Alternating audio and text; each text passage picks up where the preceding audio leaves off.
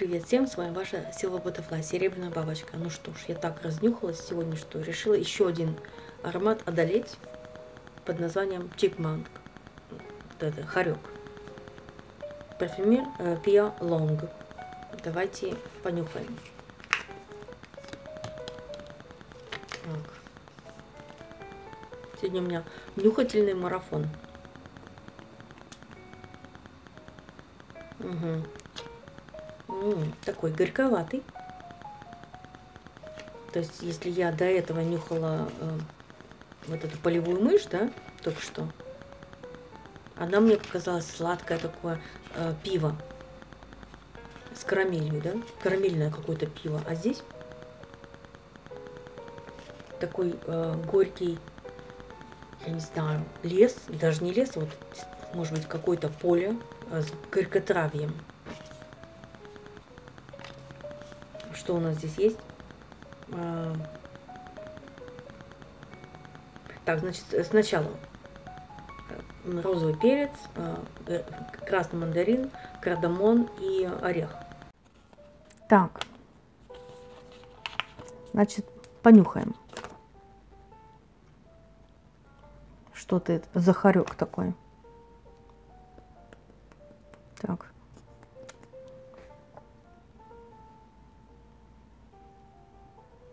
Ну, горький, горькотравный, да? Приятный. Господи. По сравнению с вот этим пивом, да, ну совсем другой.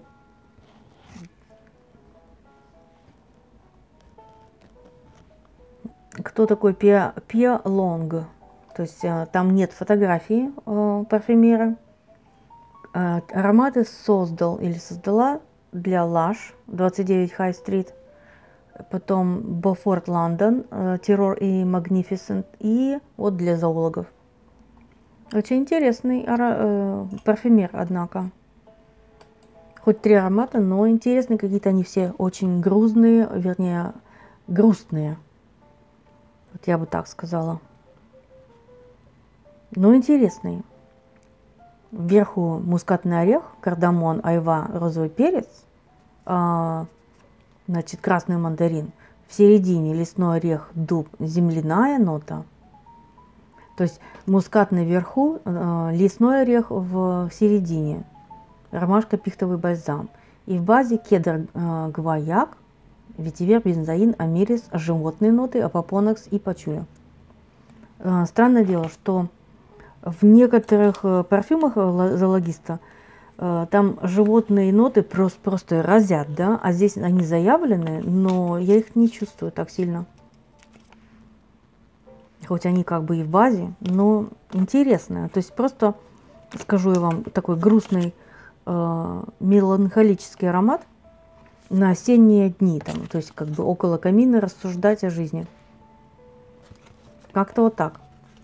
В общем, сейчас, чтобы не перепутать, да, я просто их соберу в кучу и покажу, что я вообще больше всего заценила. В общем, тигр у меня почему-то на последнем месте. Хотя такие надежды, он все-таки, я люблю кошек, там, тигры, гепарды, но вот никак. Дальше. Вчера я обозревала корову. Мне показалось, уж очень она яблочная. Молока там не долили, но яблок перелили. То есть как бы пересыпали.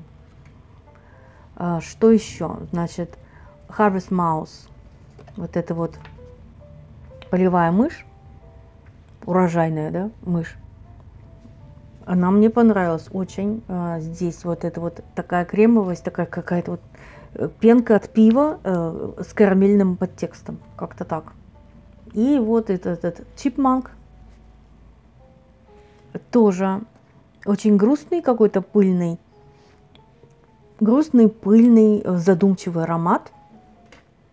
И скоробей, опять же. Когда вот так нюхаешь, да, вот точно говнецом иногда воняет. Ну как бы, хотел сказать, ну в хорошем смысле слова, но, ну так же не скажешь, да? То есть он просто начинаешь нюхать, бац, себе в нос, да, и потом через секунду ровно это испаряется, и тебе роза. Как это понимать? Интересный. Вот самый интересный, конечно, из всей вот этой серии. Но я еще 2 не обозревала, но пока вот этот вот скоробей, конечно, удивил. Как бы по удивлению номер 1, полевая мышь по удивлению, что пиво якобы сладкое, номер 2. Хотя вот такое оно очень светлое пиво, да, не сказать, что прям такое черное Гиннес, да, нет. И корова могла бы быть лучше, если бы дали молока. Так что вот так. У меня еще остается на очереди кардинал красненький вот этот и Dodo Bird, которая новая версия в зелененьком. И вроде бы я все почти перенюхала. Так что в следующем клипе я сделаю вот этих последних 2, вот этих 2 птицы. С вами была Silver Butterfly, Серебряная бабочка. Пока-пока, я полетела.